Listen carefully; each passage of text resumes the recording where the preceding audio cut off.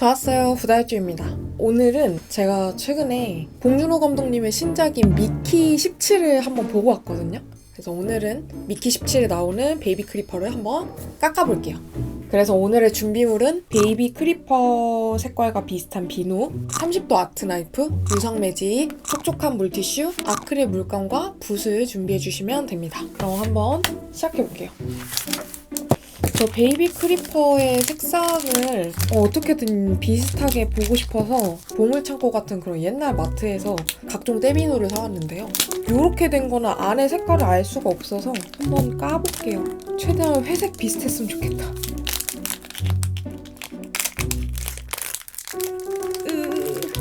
안 돼. 어우. 목욕탕에서 나는 냄새가 이 냄새였구나. 오케이.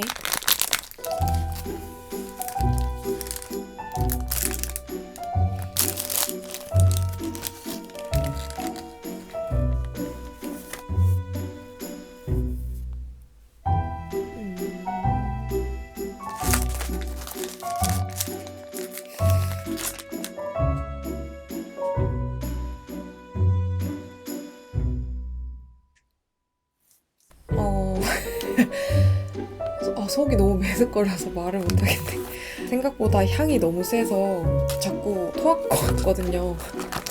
그래서 그냥 무궁화 세탁비누로 깎겠습니다. 너무 탈락이다. 우선은 이렇게 비누를 꺼내주시고 살짝 말려줄게요.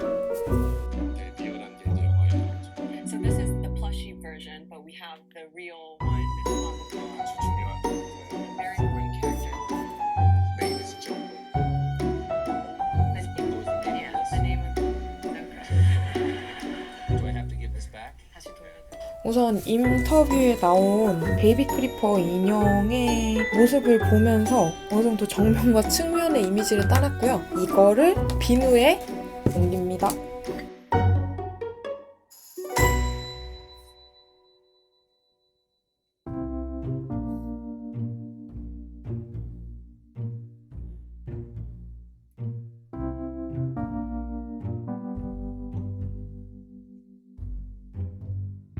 여러분들은 미키 17 보셨어요? 아직 보신 분도 있고 안 보신 분도 있을 거라고 생각하는데 저는 미키를 본 지 아직 일주일이 안 됐거든요. 그래서 간단하게 느끼는 걸 말해볼게요. 첫 번째, 크리퍼가 말을 하는 순간 미야자키 하야오 감독의 모노노키 히메가 완전히 오버랩 되는 거예요. 하얀색 늑대가 나오는데 그 늑대의 목소리랑 마마 크리퍼의 목소리가 그 뉘앙스가 너무 비슷한 거예요. 그 정서가 인간을 또 다른 존재로 인식을 하고 있되 필요하다면 그들과 싸울 준비가 되어 있는 이 마마 크리퍼와 그 하얀 늑대의 목소리에서 느껴지거든요. 그게 갑자기 저한테 확 오버랩이 되면서 이거 되게 모노노키 히메랑 비슷하다라는 생각을 했어요. 첫 번째.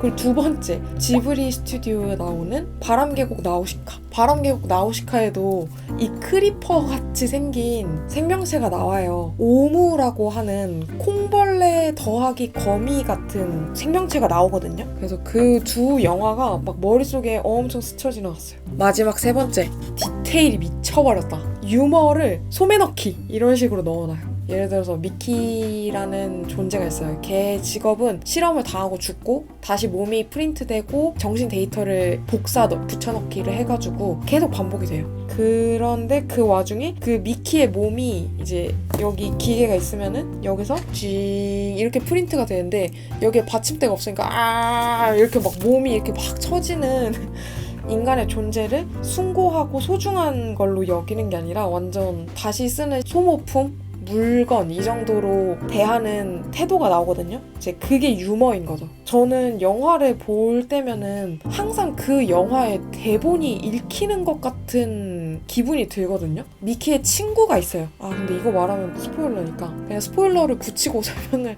할게요.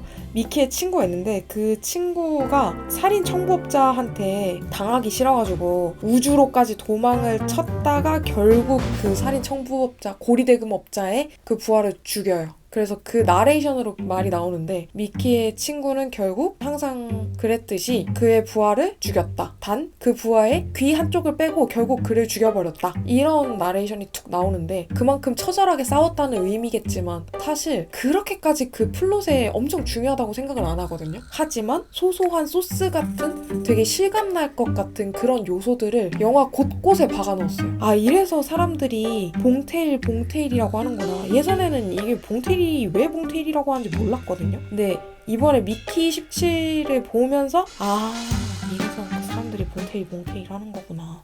정면, 측면이 완성이 됐습니다. 이런 식으로 그려줬으면 측면부터 잘라볼게요. 이런 도안을 원하시는 분들이 있을지도 모르니까 이 도안은 제가 블로그에 업로드를 해두도록 하겠습니다. 그리고 이거는 좀 딴 얘기인데 예전에 제가 포차코를 만들면서 포차코는 다른 만화 캐릭터들과 달리 캐릭터성으로만 승부를 봐서 좋아한다 라고 했더니 거기에 달린 댓글이 살리오 캐릭터들도 좋아하는 거 있고 싫어하는 거 있고 가족관계도 다 있다는 거예요. 그래서 제가 내가 살리오가 뭘 좋아하고 이제 얘네들 생일이 뭔지도 모르고 알지도 모르고 얘기를 했구나 라는 생각이 들어서 잘못된 정보를 드려서 그렇게 정정해주신 댓글을 달아주신 분들께 감사합니다. 하지만 제가 거기서 말하고자 했던 말은 뭐냐면 살리오 캐릭터들은 그런 서사가 있다고 느껴지진 않거든요. 예를 들어서 나루토가 있어요. 나루토는 예전부터 마을에서 왕따였고 사람들이 인주력이다 하면서 되게 싫어했었는데 그런 나루토가 사람들을 싫어했지만 이루카 선생님의 뭔가 은혜도 입고 누군가의 인정을 받으면서 애가 점점 성장해 나간다 그리고 결국 호카게가 된다 이런 서사가 있잖아요. 포차코는 그걸 모르겠지만 생긴 건 너무 귀여워서 좋아요. 근데 만약 포차코에게 서사가 있다? 열받네. 그 아무것도 때려 죽이지 못할 것 같은 얼굴로 무슨 서사를 쌓겠다는 거야.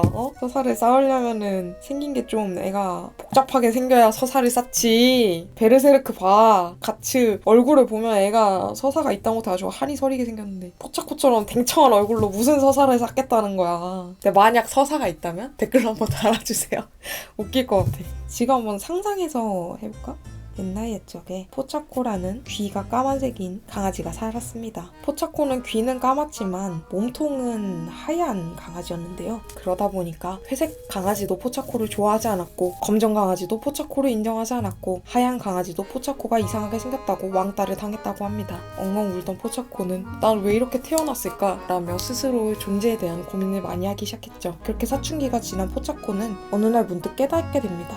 사실 나는 사업에 재능이 있구나 라는 걸 깨닫고 말죠. 그렇게 포차코는 자신의 얼굴이 찍힌 마우스 패드와 피규어와 아크릴 키링과 아크릴 스탠드를 팔아제끼기 시작했고 살리오라는 회사와 전속 계약을 맺게 되어 떼돈을 벌게 되었다고 합니다. 포차코는 억만장자가 되어 몇 조나 되는 살리오 회사의 큰 지분을 쌓아올리며 행복하게 살았답니다. 물론 그 이후로 무시했던 하얀색 강아지와 검정색 강아지를 밟아주는 것은 잊지 않았다고 해요. 해피엔딩 끝!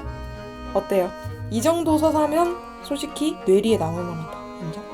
이렇게 측면 잘라줬으면 정면 다시 그립니다.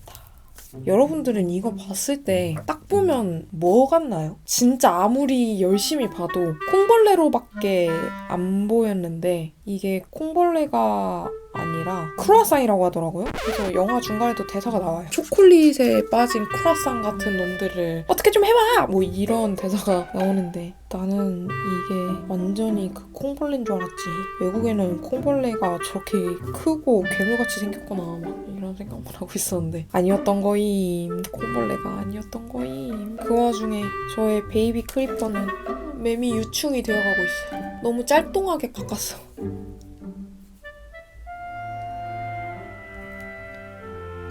칼집을 툭툭 넣고 이제 사각형에서 육각형으로, 육각형에서 팔각형으로, 팔각형에서 16각형으로, 16각형에서 32각형으로, 32각형에서 원으로 그런 식으로 둥글려주면 됩니다. 말로는 쉬운데 이것도 그냥 이렇게 찍찍찍찍 직선으로 찍찍찍찍찍 있지만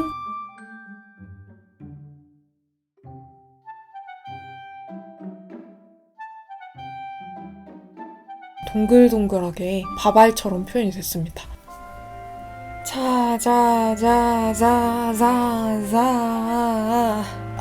이제 제법 진짜 크루아상이 아니라 갑각류같이 형태가 나오고 있습니다.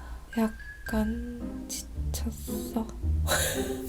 여기서 물티슈를 가지고 표면 정리해줍니다. 이때 다리 같은 거 닦아보면 느낌 오거든요. 우리 이빨 뽑힐 것처럼 덜렁거리는 경우가 있어요. 그 유치 빠질 때 이게 덜렁덜렁덜렁 막 흔들흔들 이러잖아요. 그렇게 되지 않도록 진짜 살살 안 돼!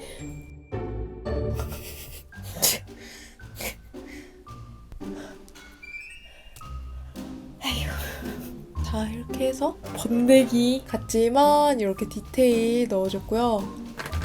우선 저는 최대한 비누 고유의 색으로 조각을 하고 싶지 여 위에 아크릴을 덮고 싶진 않거든요. 근데 흰색으로 하면은 얘가 매미 유충인지 번데기인지 분콘지 중콘지 크리펀지 뭐 알 수가 없을 것 같아서 눈을 한번 칠해보고 그 다음에 위에 색상을 덮어줄게요.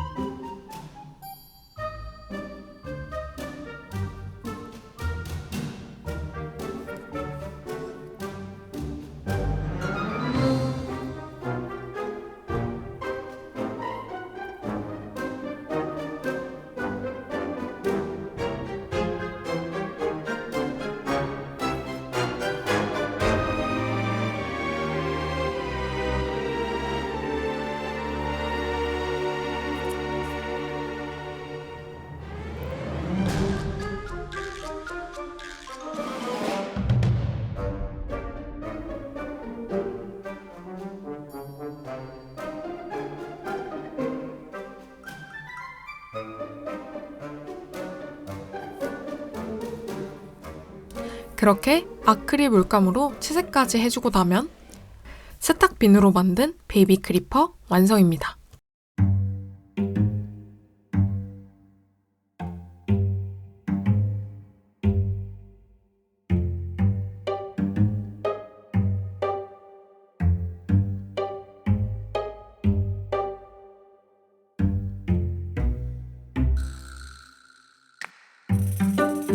봉준호 감독님이 인터뷰에서 베이비 크리퍼 조형물을 만질 때에는 그게 인형이라서 그런지 엄청 보들보들하고 사랑스러워 보였는데요. 정작 딱딱한 재질을 깎아서 만드니 그 사랑스러운 느낌은 덜하고 특유의 껍질이 강조되는 질감으로 만들어졌네요. 제가 원했던 건 이런 건 아니었는데 아무튼 좀 깡총거미처럼 생긴 무언가가 나왔네요.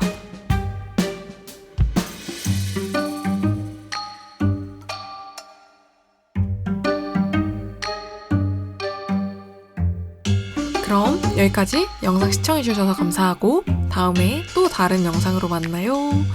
안녕.